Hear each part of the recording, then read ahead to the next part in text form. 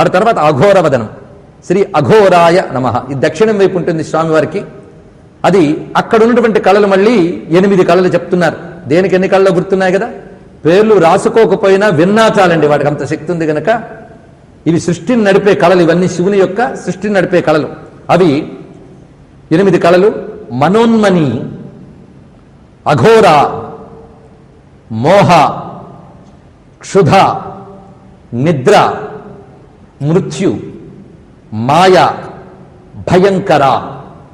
ఇవి అఘోరవదనంలో ఉన్నటువంటి కళలు.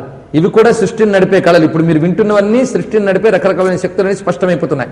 దాని తర్వాత తత్పురుష వదనం, ఇది తూర్పు వైపు ఉంటుంది స్వామివారి యొక్క వదనం. ఈ వదనంలో ఉన్నటువంటి కళల గురించి ఇక్కడ వివరిస్తున్నారు. ఇక్కడ 5 కళలు ఉంటాయి ఇందులో. తత్పురుష వదనంలో 5 కళలు. అవి నివృత్తి, ప్రతిష్ఠ, విద్య, శాంతి, సంపూర్ణ. ఈ కళలు, ఈ పంచబ్రహ్మ విద్య చాలా ఉత్కృష్టమైనది.